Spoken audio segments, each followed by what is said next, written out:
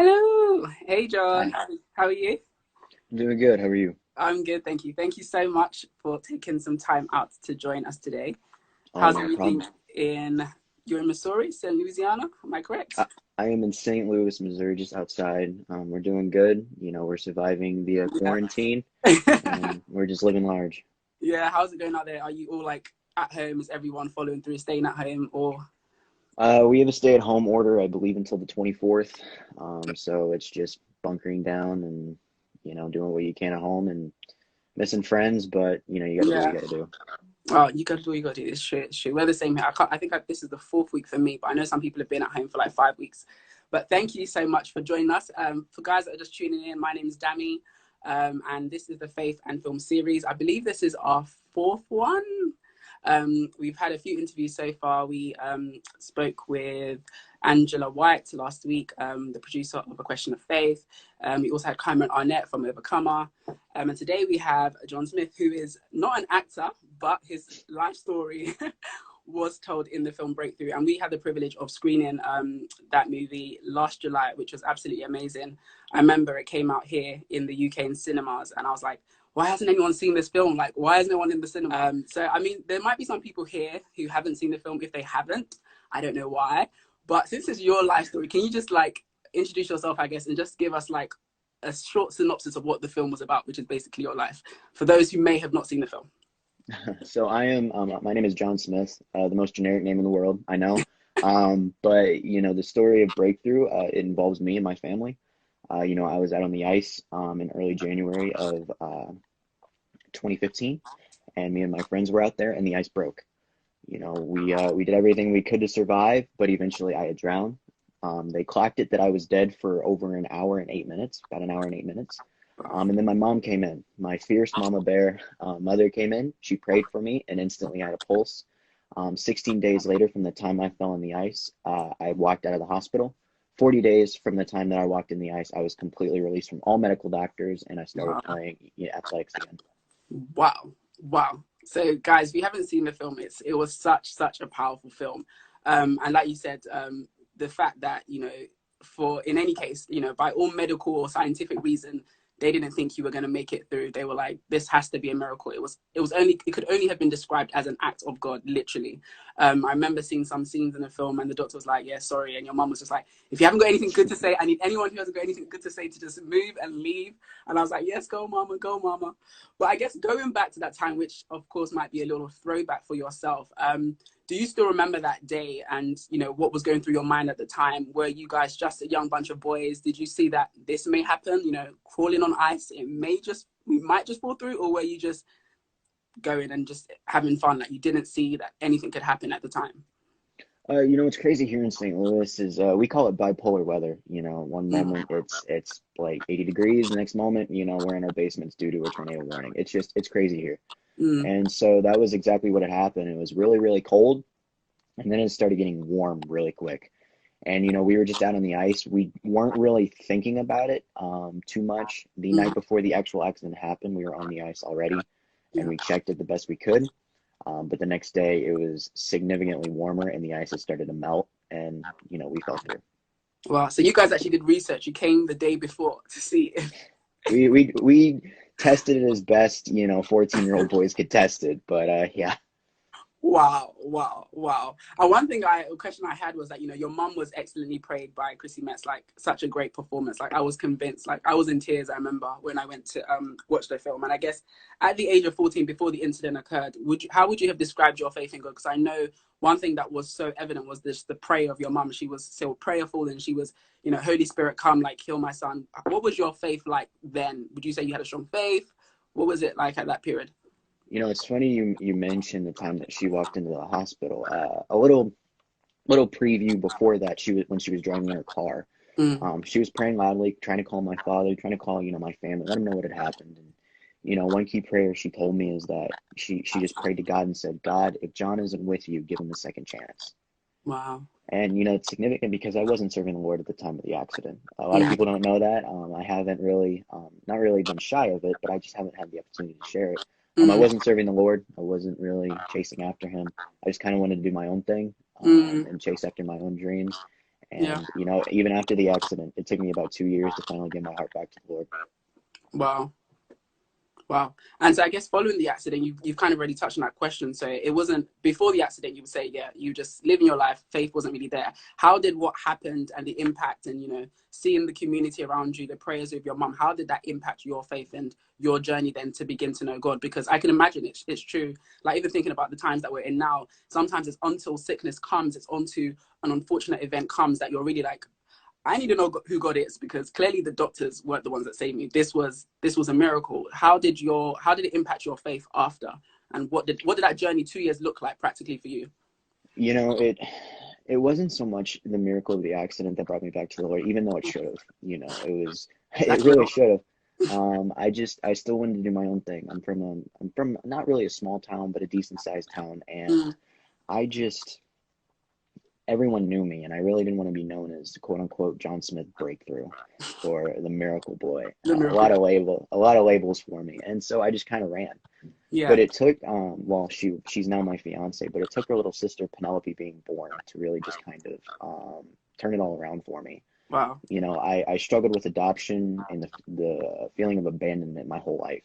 Mm, And, you know, she has a very big family, and so I just when she was being born, it was a very hard pregnancy. They didn't think her or the baby were going to make it. wow. And so for me, you know, God really showing up in that moment, explaining to me, you know, the sacrifice that Abigail's mom's going through right now. My mom did the same thing, but she gave me up for a chance at life, you Mm, know, a better life, you know, to be here, to be able to share this story. yeah. And that's what really hit me, you know, 2 years after when I finally gave my heart back to the Lord was just, you know, okay, God, I see what you're doing. I see what's going on. Use me, Yeah. and I'll do everything to the best of my ability.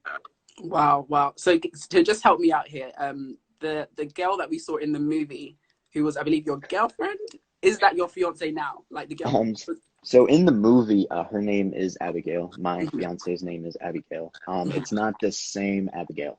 Okay. The girl that's portrayed in the film, her real name is Anna. Okay.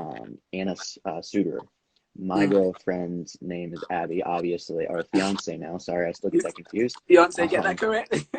she uh, she was there during the time we went to the same school together, but we didn't know each other. We didn't meet till about maybe a couple months after the accident. Oh But they wow. changed her name in the film because the screenwriter, Grant Neoporte's daughter was named Abigail, and Mm. obviously my girlfriend at the time was named Abigail. So Wow. that's where they fit her in a little bit.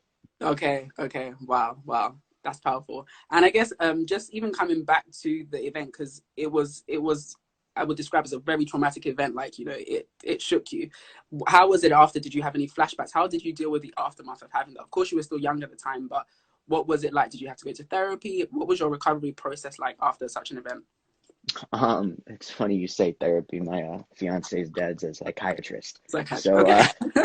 I kind of never wanted to do therapy. That's just kind of not what I thought was in the picture for me. Mm, It's not that I'm not against it or with it. You know, I didn't really feel like it was necessary. okay. Um, you know, for me, what I remember, I keep a lot of it private out of the respect for the other two boys that are with me. Yeah. But one thing I do share is that every human has that fight or flight instinct. You know, Mm, that instinct of, okay, are you gonna run or are you gonna fight for your life? And for us, it was we wanted to live. We wanted to help yeah. each other. And the hardest thing, you know, to really put into perspective is when your mind is telling you, I want to fight. Mm, I want to survive. yeah. But your body's simply just going, I can't. Yeah. I can't. The hypothermia was setting in. You basically become a gigantic noodle, and eventually you just drown. And that's the hardest thing is because you're there, but your body's just not with you. Yeah. Wow. Wow. I mean, I've never been in that position, but I can recognize that fight or flight and wanted to try at least in that time until your body just, you know, let's go. What was the effect, I guess? Because one thing I really saw and that really came through. I mean, when we screened that film in July, you know, the church I go to here in the UK, we had lost someone who went to be with the Lord, and so for us, it was kind of a timely film. It wasn't intentional, of course, but it came at a good time, and just to see the power of prayer and one thing that really stuck me was community and fellowship. And the support you had, I don't know if that was that's okay. I don't know if that was like true representation, but I guess the community you had with your school, you know, your church, what was the impact for you after the film and even at that time? Because community is everything. I think when you go through loss, you know, or you lose someone, just having people around you is such a great support. Or even when you're just going through a hard time, like we all know or have a friend we can call or someone that can stand by us. Like, how important was that for you at the time, and even after, just the community and the church being around you to support you? I mean, you know, when I woke up from being under, you know, that coma for so long, I asked my mom, I said, do my friends know I'm here? She Wow. started giggling and I thought it was really odd. She goes, John, the world knows you're here. And I didn't realize, you know, everything that had happened. Like I knew that I had drowned, but I didn't know the significance behind Yeah. everything. And so, you know, coming out of that, yes, the church was behind me. You know, the Yeah. firefighters, you know, the doctors, everybody was behind me. But the one thing that really kind of just stood out to me that I really haven't shared is that, you know, I played basketball my whole life. Mm, I've done all that, and it was weird to see that the kids that I maybe spoke 3 words to, and other than that, maybe just like your typical basketball, like your in game, like just calling out plays, that sort of thing. I never talked to them. But mm, when I got home, I had a stack full of cards from teams that I played, that I've competed against, that I've done all this stuff from, you yeah. know, and it's just amazing to see that even St. Charles is fairly big, you know, that everyone came around me. When I came Yeah. home from the hospital that first day, you know, my house was decorated. Welcome home, John. It was my Mm, neighbors that I knew, but I never had that like connection with. yeah. And so, you know, the aspect of community, it's very powerful. And Mm, I think we see that today as well, you know, everything going on yeah. in the world, you know, with COVID-19, you Yeah. know, here in Missouri, we see, you know, where schools trying to support, you know, the medical staff. Yeah. I've had to do multiple, you know, shout outs to medical staff. It's amazing Mm, to see how, even though you never want to face chaos, it's important to see that a community is coming together through it. yeah. 100%. I had a question on that, but I think you have touched it. But guys, just as we're going on, if you do have any questions, please use the question box. Throw your questions as we go along to John and myself. Please feel free. Okay, so yes, powerful film, but I don't know. For me, it's more than a film because it's your life. It's your story. It's basically a biopic. And I guess, what was it like during the process of making the film? Because I think when you've had such a traumatic event and then someone comes along and is like, we want to make a film about your life, it's almost like you've got to relive that process again. What was the filmmaking process from script to screen? Were you really involved? Like, were you involved in the script? Did you have a say, or was it just like, we're going to take your mum's book, and we're just going to translate it how we feel and get a bit of input? Yeah, what was that process like in the actual making of the film? So basically, all God, 110% all God. And I mean, if when I tell you the story, you're really gonna go like, that actually happened. So basically, in a nutshell, my uncle lives in Ohio. He's a Mhm. big TV guy. He's retired now, and Okay. so he was watching church one day because he has some health issues, and he saw Pastor Samuel Rodriguez on the screen, you know, doing his normal thing at church. He was at a conference, I believe, in Dallas, and you know, they mentioned my story and how the news was calling it a local bona fide miracle, like doctors, secular news, all of it, all of the Mm, above. And he was talking about the power of God. And he called my mom, and my mom was like, you know, that's cool, not thinking much of it. You know, it's you know, there are hundred of thousands of pastors, you know, in the country that, you know, and so like a couple of days went by. Well, he did it again. And so my uncle was like, you need to try and get a hold of him and let him know the whole story.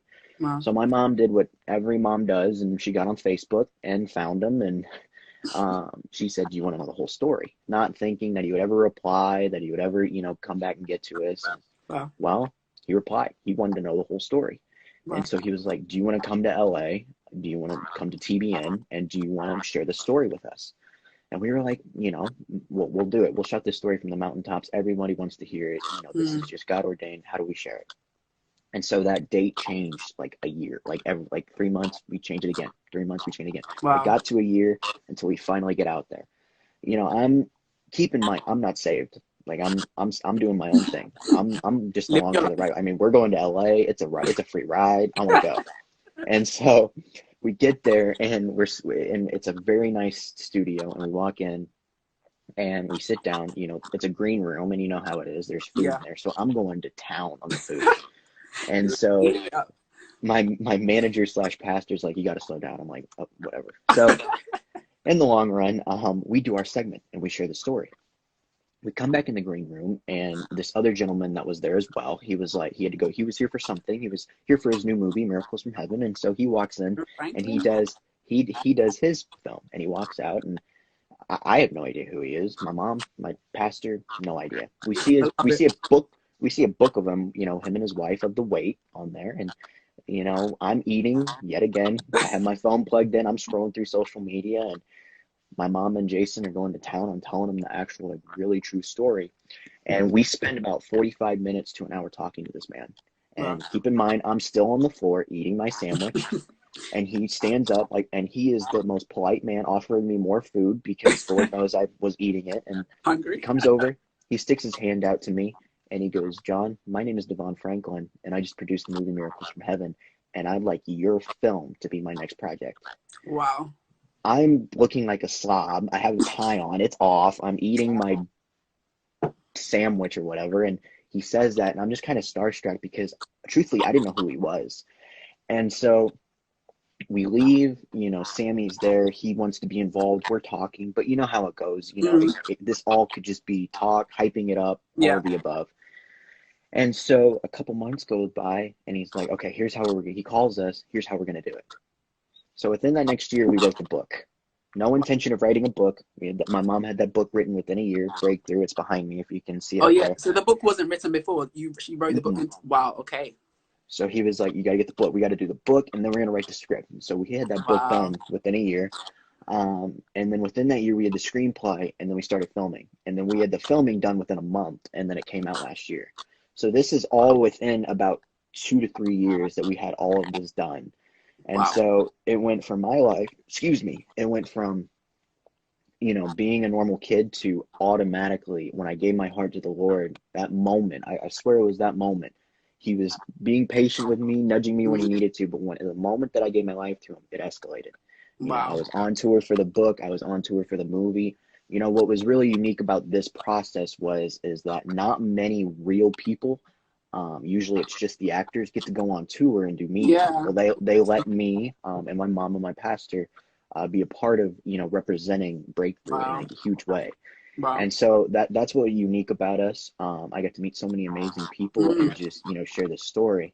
And then obviously it came out April 17th of 2019, Yeah. almost a year and And two days. So wow, wow. That was like literally divine appointment. Like while mhm, you're minding your business, not having a care in the world, eating, and then God just favor, open door, and you walked right in through it.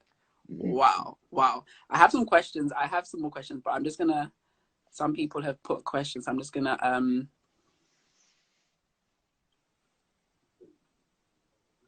okay, so this question here. Can you see on the screen? Mhm. What things in Breakthrough the movie were not in your story, or what they left out? Thanks.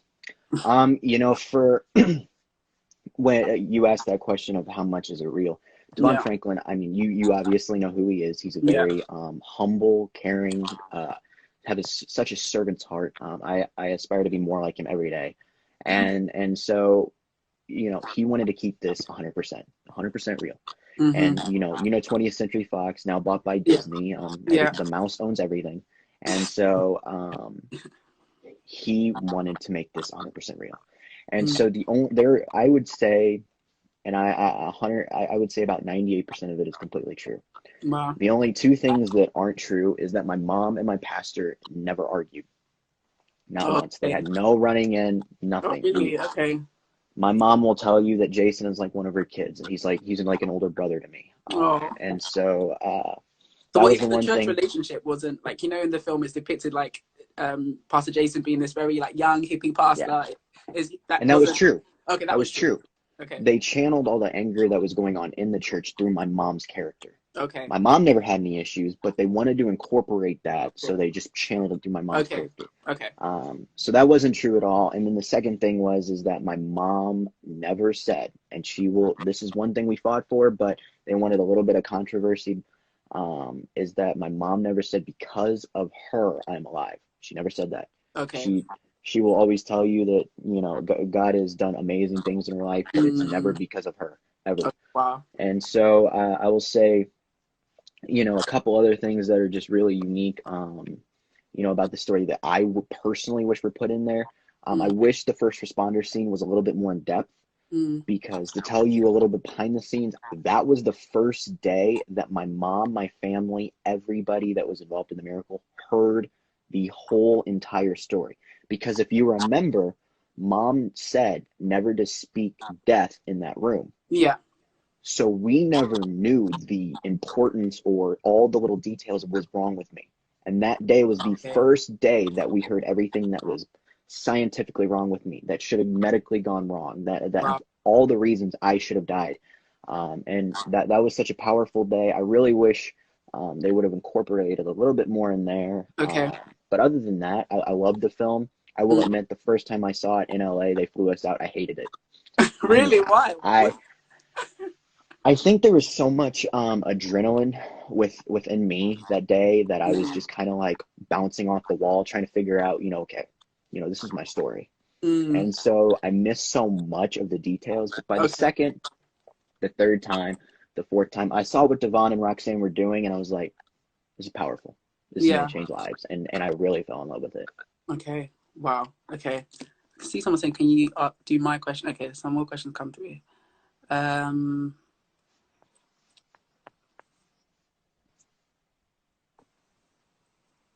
Okay, you might understand this question. Did people?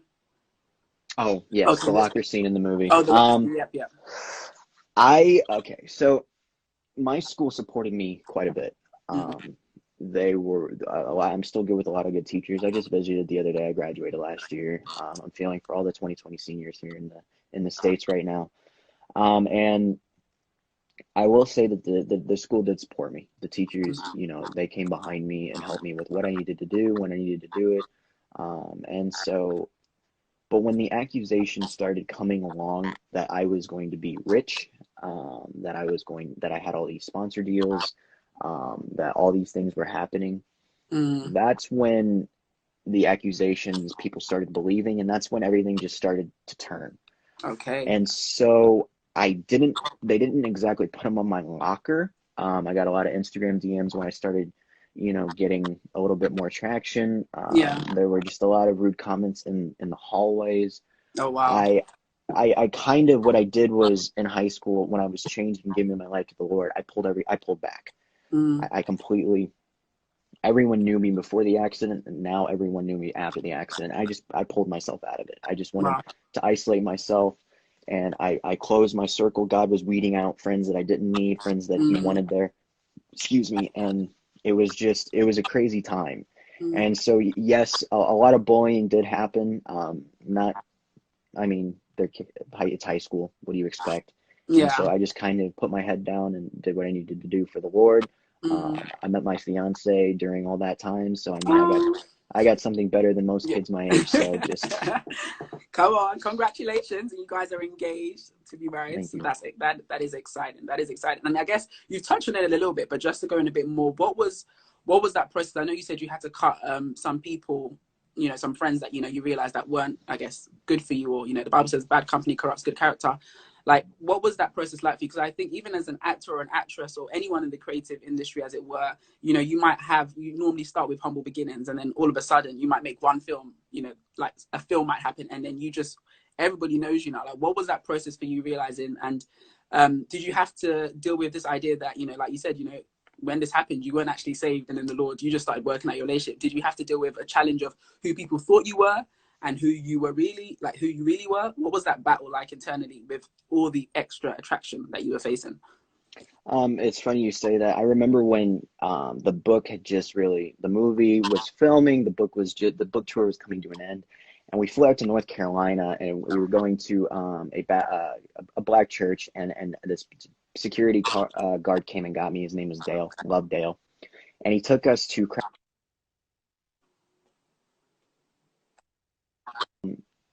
he just kind of got really deep with me for a minute. It's me, my mom, him, and his family, and we're just sitting there, and he goes, "John, you're going to become big." And like, I knew that was a possibility, but I hadn't really thought too much about it. And he said, "I just want you to remember who you are. That's all I want you to do. Out of this, what you get from this whole weekend, I want you to take that one sentence from me, and I want you to run with it." And I honestly say I did. And the second, going back to Devon, my best buddy, I miss him so much. He's quarantined Oh, too, but he's doing great.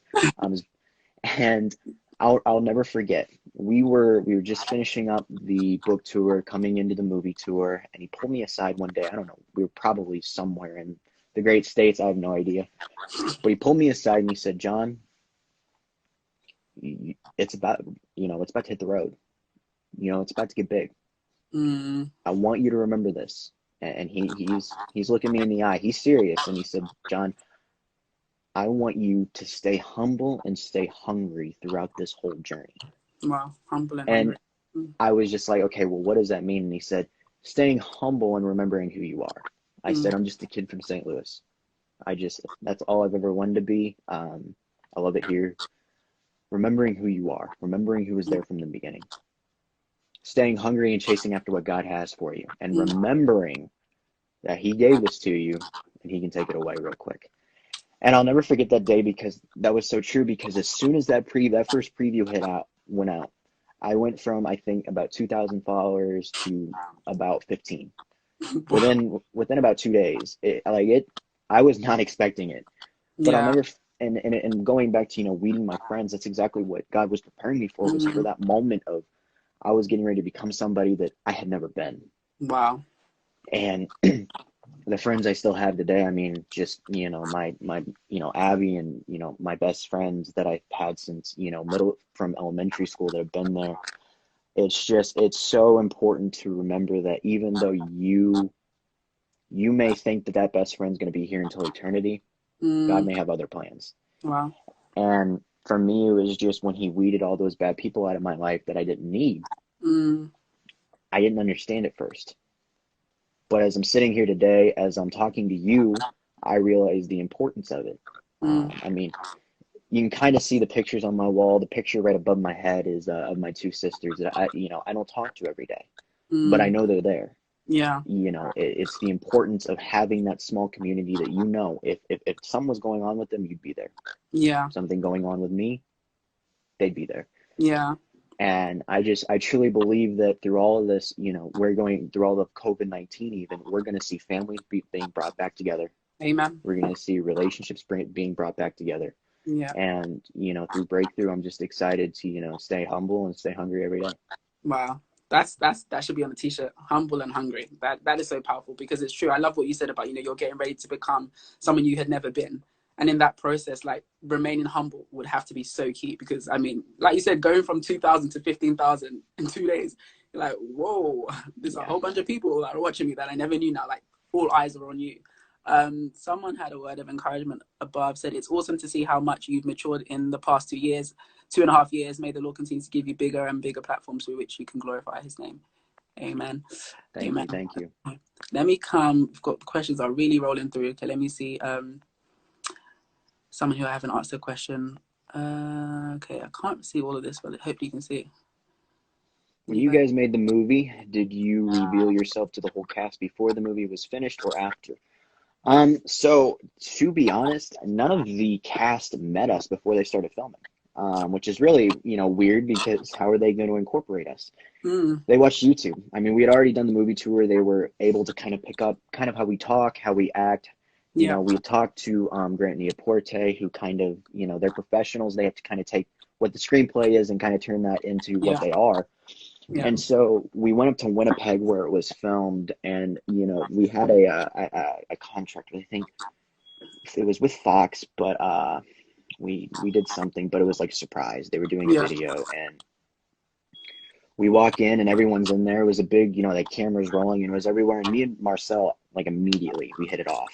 mm, He's an awesome guy. I love Marcel. I wish nothing but the best. One day at a time is back, and he's loving it. yeah, We met Chrissy. Chrissy, I have never met someone, I've met a lot of people now. I've never met someone that has taken the fame so well and so humbly.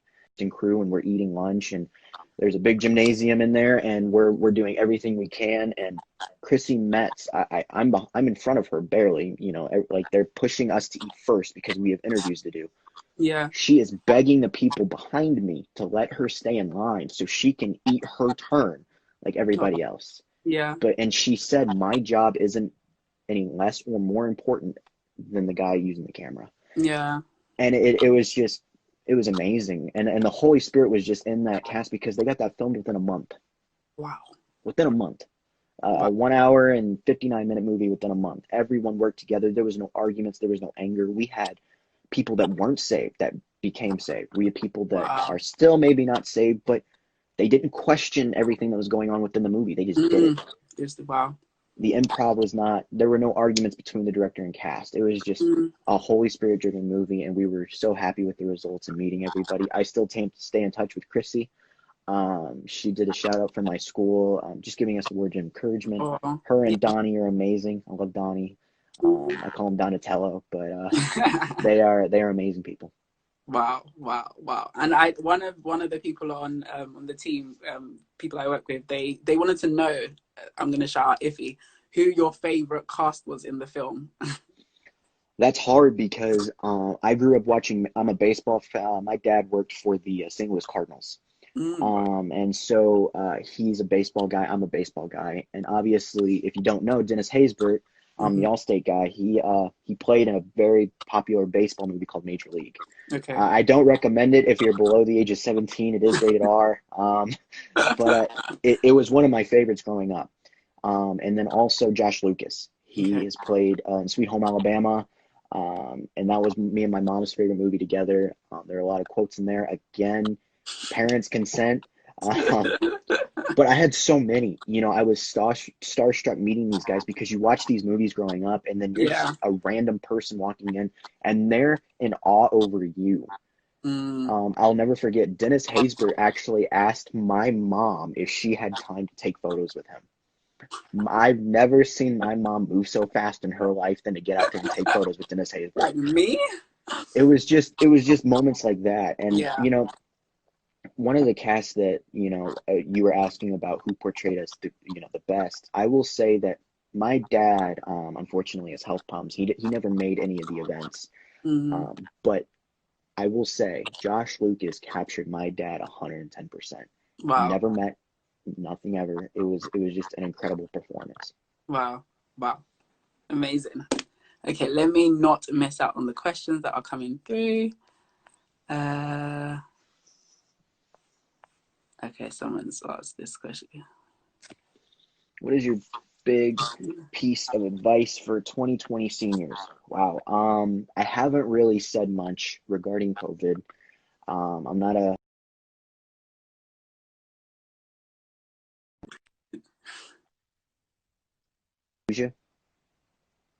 Oh, sorry, you froze. Are you there? Okay. Yep. We're there? Okay. I haven't really said much regarding COVID and, the school year being canceled. My college obviously postponed the rest of the year, and we're doing it online. But one thing I can say towards the 2020 seniors is, okay, this is something that we are going to remember for the rest of our lives. It is. This is a turning point in history. I'm actually studying in one of my classes. I was up at 6 this morning. I don't know why. I couldn't tell you why, but I was reading a devotional on leadership. And this is a turning point to where how you guys react, the kids below you will respond. How you guys handle this, the maturity, the leadership you give, the advice you give, it'll pass down to the juniors, to the sophomores, to the freshmen, to all the grade levels below. Yeah. Don't lose hope. Don't lose faith. We're going to get out of this. But the one thing I can say is, obviously we take care of yourself, take care of your family. It is hard to lose some of the most biggest traditions, in a high schooler's life of dances and, all that sort of thing. But I will say this is that how you respond will be passed down. Speak life in the situation. You have every right to mourn, but in the end, remember, God is in control. God has this. It'll be fine, I promise. I didn't go to my senior prom. I was currently in LA.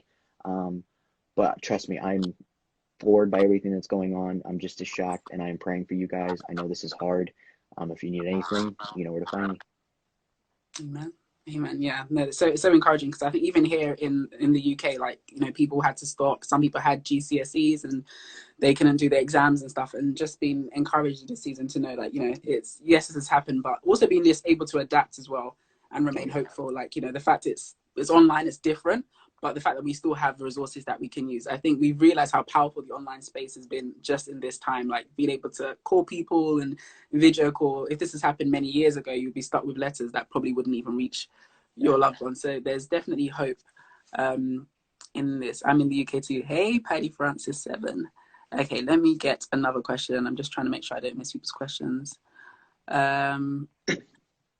So, okay, let's. So, I don't know if you know Favorite the. Bible verse your mom's loved during those times. Revelation 12:11. We overcome. It's Revelations 12:11. We overcome the blood of the Lamb with the word of our testimony and the blood of the Lamb. Yeah, don't love Christ. I'm butchering it. No, But no, that's no, my don't love mom's our Bible favorite. today. That's her favorite verse. Yeah, Her testimony is crazy. We overcome the enemy by the blood of the Lamb and the word of our testimony. I think yep, that's it. yep. And that is her story. If you haven't read my mom's the book Breakthrough, that they actually go into way more depth than I can about her testimony. Mm, And my mom's story it's incredible to see what God has done with her life. From kind of just doing what I did, from completely shutting God off to letting God mm, back in, God restoring things, from 40 years ago. It wow. is incredible. And she never dreamed. She was called into women in ministry when she was young, but she Mm, would never dream that it would start back up when she's about 65. wow. Um, so it has just been incredible to see what God has done through her life. She's my Yeah. best friend. The enemy has tried everything he could to take her away with a stroke a little over a year ago, but she is Mm, completely healed. amen. Thank you, Lord. But it is amazing to see, my mom and everything she's doing. Wow. Amazing. Guys, if you have questions, please put it in the box and not in the comments because it's going really fast and I might miss it.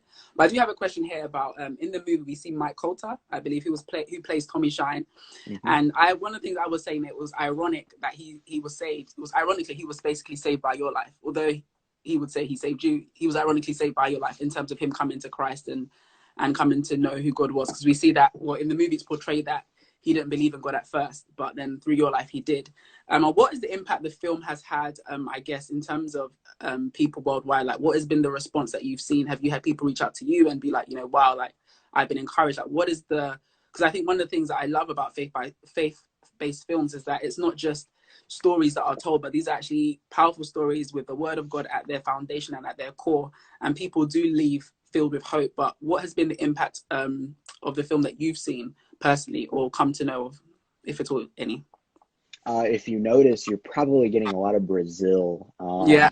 a lot of Brazil flags. The traction in Brazil has been something I can never imagine. I saw a question on my end over here if I'm ever going to visit. I plan to.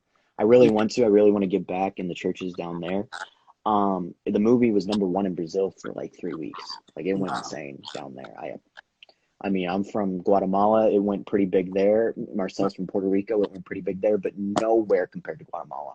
I mean, Wow. from Brazil, nowhere can even compare. Wow. And so that's where we've seen a lot of fans, a lot of messages are in Portuguese. So I'm using Google Translate The translate. to figure that out You're one because step ahead of me. I'm definitely not good at foreign languages. I actually failed out of Spanish. Little fun fact about John. But But yeah. here in Missouri, I get recognized about every Mm, day. I mean, you can ask my friends. Me and my best friend Andy will be walking down the mall, and we can kind of pick people out that notice me because they're like is that John? pointing at. Yeah, exactly. Is that him? Yeah. And I just smile and I keep moving. If they stop me for a picture or anything, then of course, Yeah. But that's definitely a big traction. In Minnesota, I used to live up there, but they brought me back due to the COVID. But I Mm, got recognized a couple times up there. But it's just been amazing to see how everyone's loved it. Everyone's loved yeah. the film. From another place that has been pretty big is kind of in Europe area. It's been pretty big over there. Yeah. So it's just had a lot of traction around the world, and we've been Yeah. really blessed to see that. Yeah, which is amazing because sometimes a lot of the faith-based films I've seen, in America, it's big there, but then it kind of trickles down into the UK anyways, and then everywhere else. But this, I can say and agree that around the world. And someone even mentioned above, just about the big revival in Brazil, which is so true. There's been so much just that we've seen. So that is definitely encouraging. Hi from South Africa. I wish my geography was good as well, but yeah. Hi everyone. There's so many questions coming through. Okay, so I'm gonna, before I go to another question, does it get to that people know? This question here. Nightmare. Do I still have nightmares from what happened? Not really, not anymore. After the accident, I did. I wouldn't say nightmares. The doctors kind of put it as night terrors. The difference is usually nightmares you remember them. Night terrors you just wake up exhausted and sweaty, and you're just really anxious, and that's what I had for a long time. And I like to give a lot of credit to my mom because she would stay up at the night, and there was a chair in this is my room, but at some point there was a chair in my room. It's now in the living room, and she'd sit at the edge of my bed on that chair, and she'd lay her hands on my shoulder and just pray over me every night. It didn't matter what time. If she heard that I was having trouble, she would actually sleep in the living room, and then if she heard me, she'd come on in here. And so those nightmares aren't fun. But the one thing I can say is if you're having issues sleeping or with that sort of thing, just pray.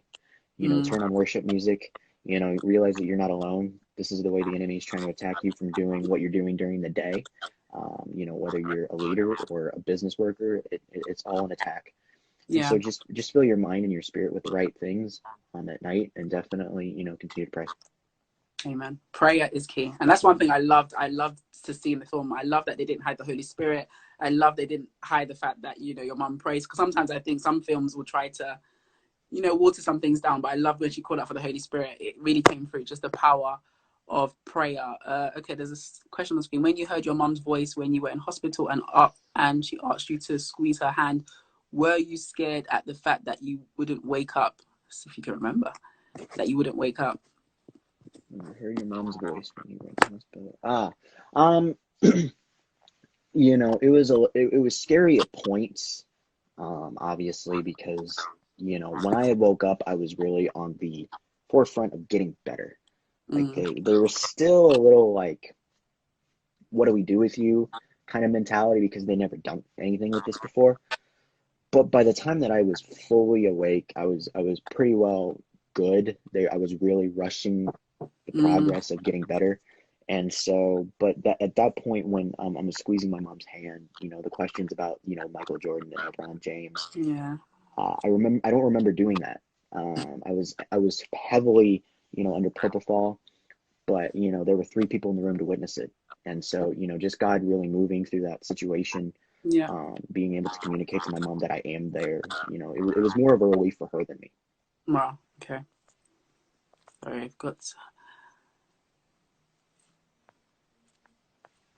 Okay, let's go for this question here. What has been the biggest challenge you have faced since the film? Wow. I'm just a regular kid. I mean, when the film came out, my job, it was kind of like, I can just breathe. I can just kind of take a break, spend time at home. That summer, I did a little bit of traveling, not too heavy. I spent a lot of time with Abby, just being at home. I actually work an everyday job, which is kind of weird. People go, you? Yes, I do work an everyday job. I work at American Eagle here in the States. I love it. It wasn't really so much of I need money.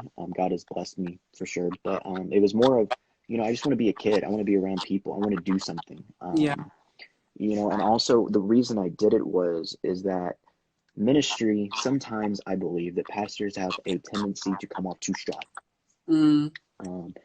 And through working at a secular company where there are different beliefs all around, I was just able to bring my faith and kind of transform it and find ways to bring it up. Yeah. you know, through American Eagle. I enjoyed folding jeans just to kill time, kind of just having my phone is always on, it's always buzzing, it's always doing something. And, you know, for that 8 hour shift, my phone is off, I'm folding jeans and listening to the music they're playing, and I'm just having Yeah. a good old time. Yeah. And so to answer your question, the biggest challenge is mostly college. uh, just, you know, but I'm just enjoying life. You know, I'm glad to be home. I'm glad my family's safe, and I'm just Yeah. living life. Okay, I'm gonna pick one more of these questions from here. There was a question following on from what you were saying. Someone did ask, how can I save souls of unbelievers without shoving the gospel down their throat? Like, You know, I'm getting ready to, I've been working on projects, you know, kind of not really reamping my name, but sort of. You know, I'm really thinking about starting a podcast within the next couple weeks. You know, basically kind of hitting the youth. I think the youth right now, as you're seeing, a lot of churches are going to this virtually online way of communicating, which is great. yeah. But one thing I'm noticing is that we're kind of ignoring the youth, and we're worrying more about the Sundays. And I'm not saying that's bad, but I'm saying, okay, we need to feed them something. Yeah. You know, this isn't a time, you know, in my opinion, where the youth is just going to go, oh, COVID-19, you know what happened? We're going to forget. Yeah. No. And so, you know, the souls of unbelievers, I truly believe that this is a wake-up call. Yeah. You know, we're watching, unfortunately, people lose their lives. Yeah. And so just being able to communicate in a friendly manner, Yeah. like I said, me working at American Eagle, I am just, you know, one of my coworkers has a different belief than I do, and just being able to kind of gently talk to him. And the one thing he said to me when I brought the Lord to him was, "You're not judging me." I Mm. said, no. He goes, "Why not?" I said, "Well, I'm just as fallen as you are." Yeah. And he goes, "Well, what do you mean?" I said, "Well, I've said bad words. I mean, I've had road rage. Yeah. I mean, I am just as much a fallen human being as you are." Mm. And he said, "I'm not going to judge you. My job is simply to walk with you." And Yeah. I think that's something that we really need to remember, is that, okay, if this person isn't believing what we're doing is right as a Christian, Mm. then let's simply walk with him. Let's not try and Yeah. go against what he believes. Let's show him our way so that Yeah. he can come and go, okay, I Yeah. have two views here. Which one makes more sense? Which one, you know, Yeah. it's just little things like that. It's not hard. I mean, it really Yeah. isn't. I think too many times the church makes it hard, but I Mm. believe if you simply just talk with that person, Yeah. you know, it is crazy. Like I saw Kirk Franklin. He was at a concert, and he was getting just tore down by a guy that claimed that he was a believer, you know, for his acts and his motives. And I'm going, you know, if you want someone to believe, the idea isn't to persecute them. The idea is to walk with them in the faith. Yeah. It's a brother as a sister. Yeah. And that's my one tip of advice is, let's not condemn these people, you know, going on with COVID-19 that are Yeah. searching for something. Yeah. You know, the church is doing a great job of this online, and let's walk with them. Yeah. You know, this, like you said earlier, this platform that we have is such a great tool, because Yeah. we're not only reaching the the unbelievers, we're reaching the believers that have been lost, the believers that Mm. haven't come back. You know, there are so many outlets. And the thing that I really like is, if you look on Facebook, church, church, church, church, church. Yeah. And it's Literally. such a great tool. I'm really fond of it, but yeah, I'm really going to dig deeper in answering that question, you know, coming soon. Yeah. No, I think that's powerful. I think one of the things I remember hearing a quote saying, you know, before people believe, make them belong. And just like you said, you know, walking with people, because, you know, sometimes I think the person in the question said, you know, without choking the gospel down, it's kind of like letting them know that you care about them. Because Yeah. yes, we want them to be saved, but people also want to know that beyond them being saved, you actually care about their person, who they are and what they're going through. And I think if you can show that, if you can be there for someone, if you can, like you rightfully said, walk with people, be interested in their life, see where they're at. Of course, you don't want them to remain there, but walk them through to where they should be. Then Right. it's more easier than just being like, repent now. Or sometimes that gospel is Mm-hmm. needed though, because it's like, look, God is coming now. But it's better than just shouting at them and saying, repent now. Whereas you can, you know, tell them about the love of Christ, and even just your life as well. Like you said, I love what you said about, you know, you're a young kid, and you also want to you want to work, not because you need to, but because you want to. It's what you want to do, and your life can speak, and your life can say something as well. Okay, so I am conscious of time. The questions are really rolling in. I'm going to honor your questions, guys. Let me go for a question someone who hasn't asked. I don't know if it's a question. Let me just see what it's saying here. I mean, keep it up. You know, it says that he's inspired and he's just really growing closer and reading the Bible, and you know that's great. You know, just remember that, you know, do it for yourself. You know, don't do it for Yeah. me. Don't do it for anybody. You know, this is a relationship between you and God, and That you is know, it. make sure you spend your time, you know, becoming a leader of your future household, of your relationships. You know, just really taking charge, remembering that it's not going to be easy. You know, nowhere in the Bible does it say life's going to be easy. But just remember to, you know, hold on to him, hold on to that faith, and continue to move forward. Amen. I'm just seeing if there's any questions here that we haven't answered already.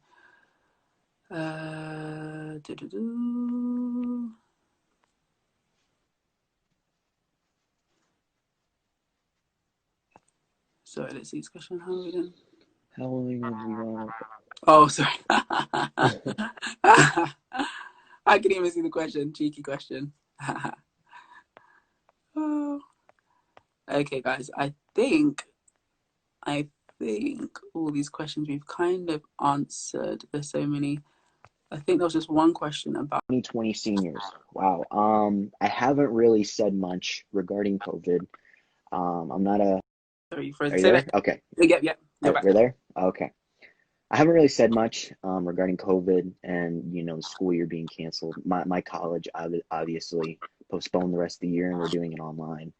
But one thing I can say towards the 2020 seniors is, okay, this is something that we are going to remember for the rest of our lives.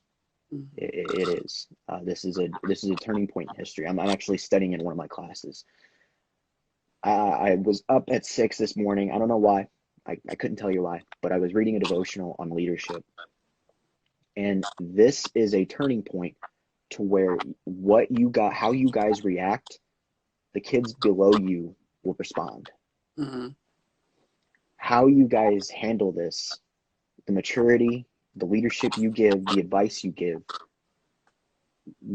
it'll pass down to the juniors, to the sophomores, to the freshmen, to all the grade levels below. Yeah. Don't lose hope. Don't lose faith. You know, we're going to get out of this. But the one thing I can say is, you know, obviously we take care of yourself, take care of your family. It is hard to lose some of the most biggest traditions, you know, in a high schooler's life of dances and, you know, all that sort of thing. But I will say this is that how you respond will be passed down. Speak life in the situation. You have every right to mourn, but in the end, remember God is in control. God has this. It'll be fine, I promise. I didn't go to my senior prom. I was currently in LA. But trust me, I'm floored by everything that's going on. I'm just as shocked, and I'm praying for you guys. I know this is hard. If you need anything, you know where to find me. Amen. Amen. Yeah. No, it's so encouraging, because I think even here in the UK, like, you know, people had to stop. Some people had GCSEs and they couldn't do their exams and stuff, and just being encouraged this season to know, like, you know, it's, yes, this has happened, but also being just able to adapt as well and remain hopeful. Like, you know, the fact it's online, it's different, but the fact that we still have the resources that we can use. I think we've realized how powerful the online space has been just in this time, like being able to call people and video call. If this has happened many years ago, you'd be stuck with letters that probably wouldn't even reach your loved ones. So there's definitely hope in this. I'm in the UK too. Hey, Patty Francis 7. Okay, let me get another question. I'm just trying to make sure I don't miss people's questions.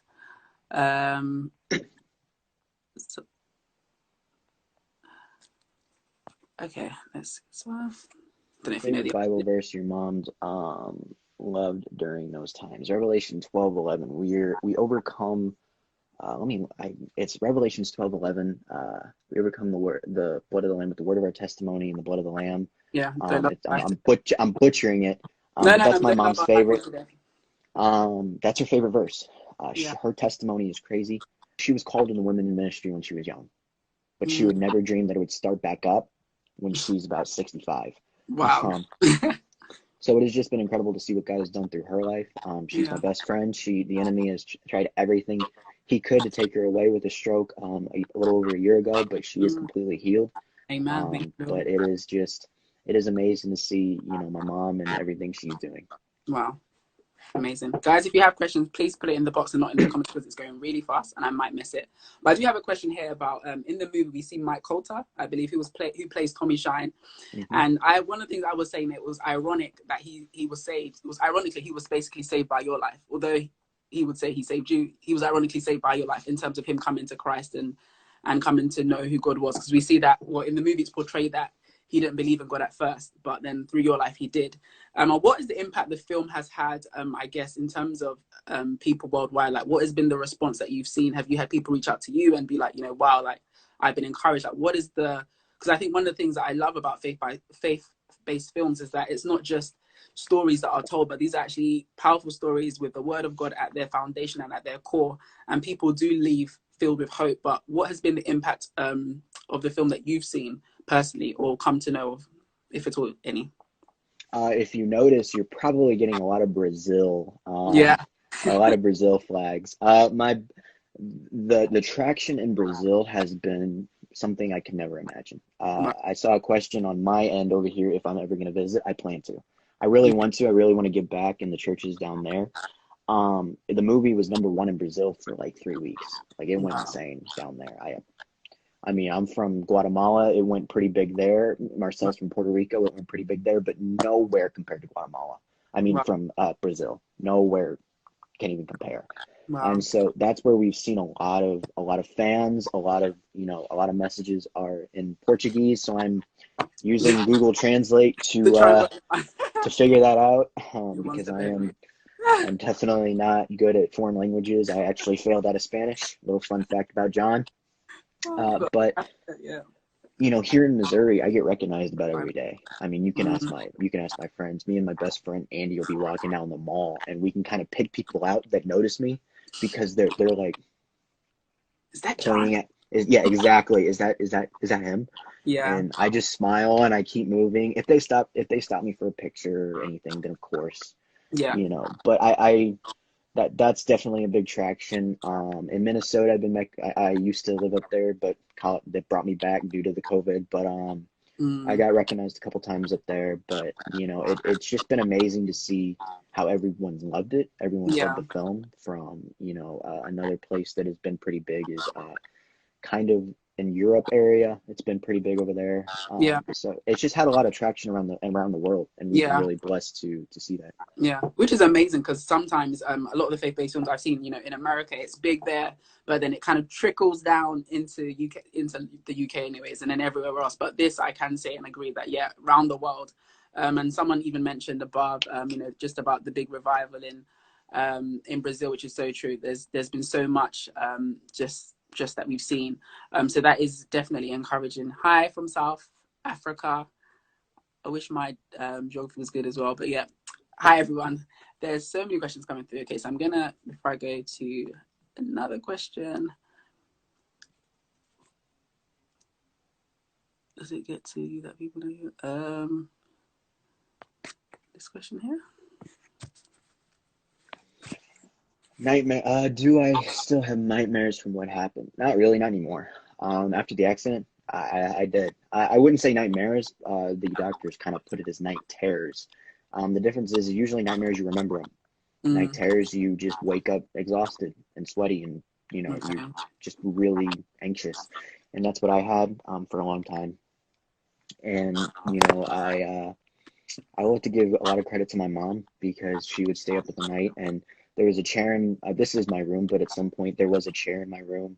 Yeah. It's now in the living room, and she'd sit at the edge of my bed on that chair, and she'd lay her hands on my shoulder and just pray over me every Wow. night. It didn't matter what time. If she heard that I was having trouble, she would actually sleep in the living room, and then if she heard me, she'd come on in here. And so those nightmares aren't fun. But the one thing I can say is if you're having issues sleeping or with that sort of thing, just pray. Mm, Turn on worship music, realize that you're not alone. This is the way the enemy is trying to attack you from doing what you're doing during the day. Whether you're a leader or a business worker, it's all an attack. And yeah. so just fill your mind and your spirit with the right things at night, and definitely, continue to pray. Amen. Prayer is key. And that's one thing I loved. I loved to see in the film. I love that they didn't hide the Holy Spirit. I love they didn't hide the fact that, your mum prays. Because sometimes I think some films will try to, water some things down. But I love when she called out for the Holy Spirit. It really came through, just the power of prayer. Okay, there's a question on the screen. When you heard your mum's voice when you were in hospital and she asked you to squeeze her hand, were you scared at the fact that you wouldn't wake up? So if you can remember, that you wouldn't wake up. I heard your mom's voice when you were in the hospital. You know, it was scary at points, obviously, because, you know, when I woke up, I was really on the forefront of getting better. Like they were still a little like, what do we do with you kind of mentality, because they never done anything with this before. But by the time that I was fully awake, I was pretty well good. I was really rushing the progress of getting better. And so, but at that point when I'm squeezing my mom's hand, you know, the questions about, you know, Michael Jordan and LeBron James, Yeah. I don't remember doing that. I was heavily, you know, under propofol, but, you know, there were 3 people in the room to witness it. And so, you know, just God really moving through that situation, Yeah. being able to communicate to my mom that I am there, you know, it was more of a relief for her than me. Wow. Okay. Sorry, I've got. Okay, let's go for this question here. What has been the biggest challenge you have faced since the film? Wow. You know, I'm just a regular kid.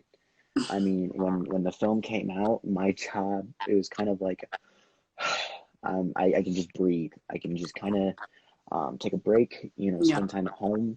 That summer, I did a little bit of traveling, not too heavy. I spent a lot of time with Abby, just being at home. I actually work an everyday job, which is kind of weird. People go, you? Yes, I do work an everyday job. I work at American Eagle here in the States. I Yeah. love it. It wasn't really so much of I need money. God has blessed me for sure, but it was more of, you know, I just want to be a kid. I want to be around people. I want to do something. Yeah. You know, and also the reason I did it is that ministry, sometimes I believe that pastors have a tendency to come off too strong. Mm. And through working at a secular company where there are different beliefs all around, Yeah. I was just able to bring my faith and kind of transform it and find ways to bring it up. Yeah. You know, through American Eagle. I enjoyed folding jeans just to kill time, kind of just having my phone is always on, it's always buzzing, it's always doing something. And, you know, for that 8-hour shift, my phone is off, I'm folding jeans and listening to the music they're playing, and I'm just having Yeah. a good old time.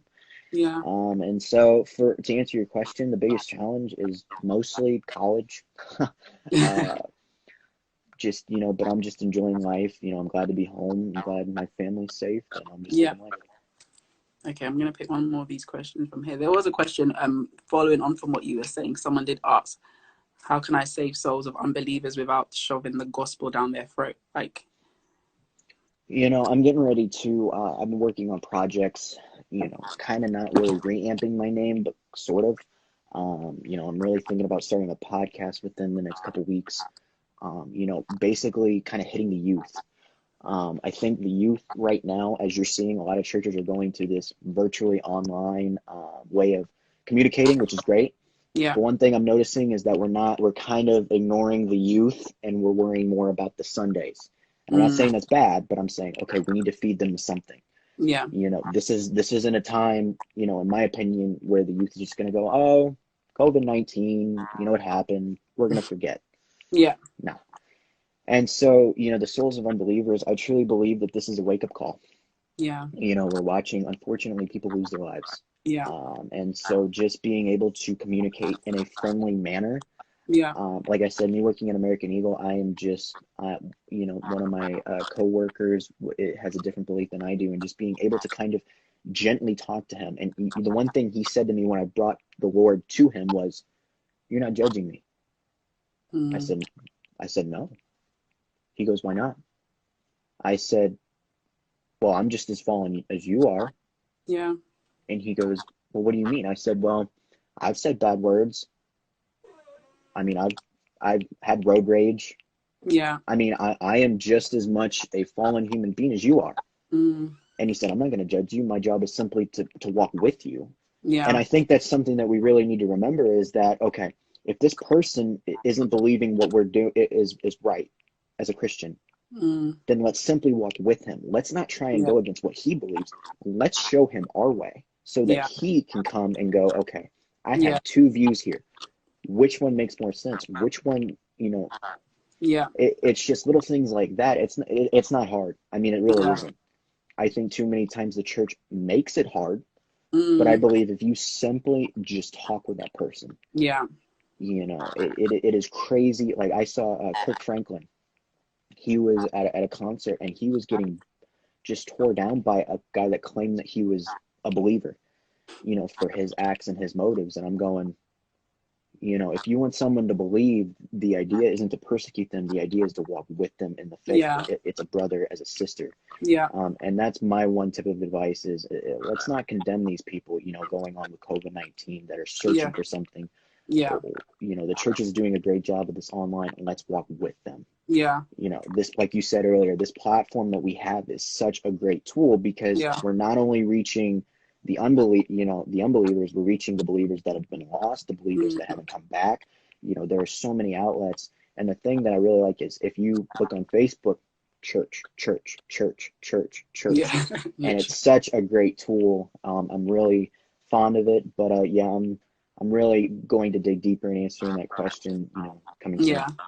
No, I think that's powerful. I think one of the things I remember hearing a quote saying, before people believe, make them belong. And just like you said, walking with people, because, sometimes I think the person in the question said, without choking the gospel down, it's kind of like letting them know that you care about them. Because Yeah. yes, we want them to be saved, but people also want to know that beyond them being saved, you actually care about their person, who they are and what they're going through. And I think if you can show that, if you can be there for someone, if you can, like you rightfully said, walk with people, be interested in their life, see where they're at. Of course, you don't want them to remain there, but walk them through to where they should be. Then it's more easier than just being like, repent now. Or sometimes that gospel is Mm-hmm. needed though, because it's like, look, God is coming now. But it's better than just shouting at them and saying, repent now. Whereas you can, tell them about the love of Christ, and even just your life as well. Like you said, I love what you said about, you're a young kid and you also want to work, not because you need to, but because you want to, it's what you want to do. And your life can speak, and your life can say something as well. Okay, so I am conscious of time. The questions are really rolling in. I'm going to honor your questions, guys. Let me go for a question, someone who hasn't asked. I don't know if this is a question. Let me just see what it's saying here. I mean, keep it up. It says that he's inspired and he's just really growing closer and reading the Bible, and that's great.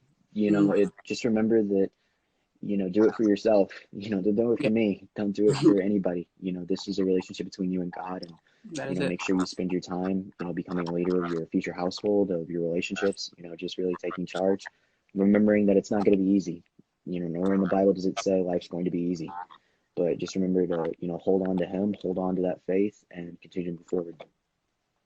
Amen. I'm just seeing if there's any questions here that we haven't answered already.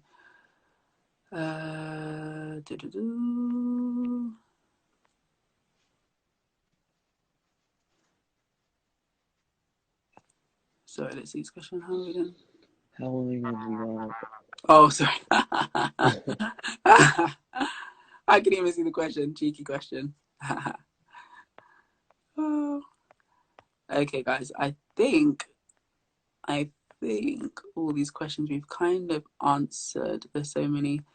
I think there was just one question about your mum during this time.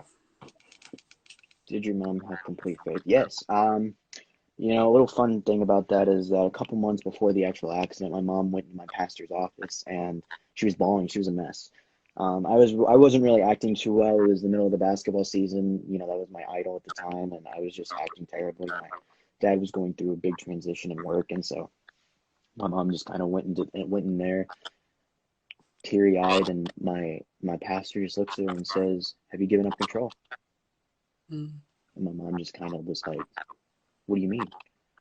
My pastor goes, "This is what we call a Jezebel spirit." My mom was really kind of just floored. And, my mom really just kind of gave up control and gave it all to God at that point. That was kind of the significance of the scene of I Pat remember going out outside. of the hospital. Yeah. It happened a couple months before. That was another little, it happened, but it just wasn't in that order. Yeah. But she really just gave up control there. And she was just like, okay, God, I'm trusting you. And she'll even say that truthfully, if she had not given that complete faith and control into God and believing in his word 110% and that he was going to do it all, they really don't believe the turnout for my miracle wouldn't have been the same. And I firmly believe that as well. It's my mom has always been the faith beacon in the house. You know, out of all my unsaved family members, my mom has just been the rock. And you know, even now with everything going on in the world, she's just really steadfast in scripture and, you know, just praying for everyone she can. Wow. Wow. I'm going to take 2 more questions. Okay, someone's just curious about the books behind you. So there are 2 books behind you. What are the other books on display, please? So this book right here is Breakthrough. It is the, you know, the complete story. There is so much more, you know, within the movie than there's so much more in that book that was in the movie. It just goes so much deeper into details regarding the actual accident, regarding me, regarding my mom, regarding my family. You know, you can really get to know us through that book.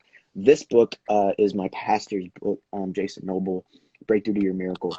You know, if God can do it for me, he can do it for you. You know, if God, there's not really an algorithm, but it's just really encouraging your faith, encouraging God, you know, how do we, you know, have that faith, you know, what are, you know, it's hard to kind of explain that book, but it is a good read. And then I don't think I have anything else back there, kind of a poster somewhere, but you know, those are kind of the learning lessons of Breakthrough, what we experienced going through it, as well. Wow. And I guess it's one of my last final questions for you. You know, we kind of touched it already before that, you know, this is, for some people, this is a really challenging time. And sadly, for some people, they've had to say goodbye to some loved ones. And for some people, even this time, just because of what's happening, you know, they're not able to be with their loved ones because, you know, everyone's been quarantined and at home. What would be your encouragement to anyone who is struggling with their faith, who is, you know, wanting to break through and break past where they're at, but they're struggling? What would be your encouragement to them in this time, and even beyond this time, because we have to remember that COVID-19 is going to end, guys. We're not going to be here forever. This is just we're passing through. So what would be your encouragement? My pastor has always said one thing that really is just kind of stuck to me. It's, you know, you can't build your foundation during the storm. You know, if you build it during the storm, you know, it's gonna fall. But if you build it before, if you're ready,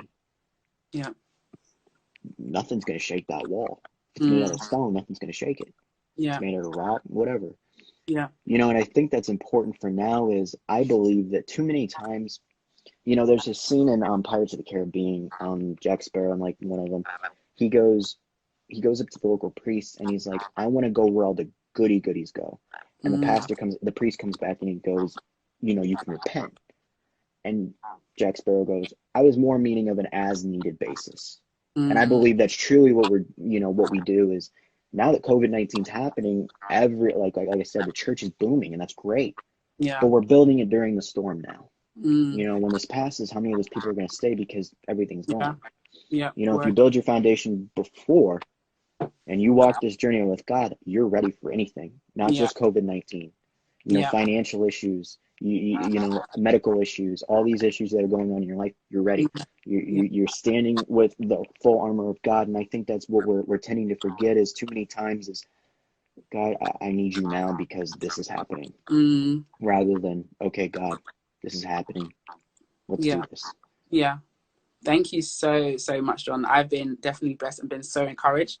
I'm sure from the comments and everything that's been coming through, I'm sure everyone's been encouraged as well. But yeah, powerful what you said. You know, we are not to be building ourselves. I mean, it's not too late if you don't know Christ and, you know, maybe you just realize COVID made you realize that, oh my gosh, I actually need to get my life. It's not too late. Now is the time, you know, God is calling you and you can come back. But it's so true. Beyond this time, you know, we need to remain grounded. We need to remain in faith. We need to make sure our altars and our prayer lives are strong and held up.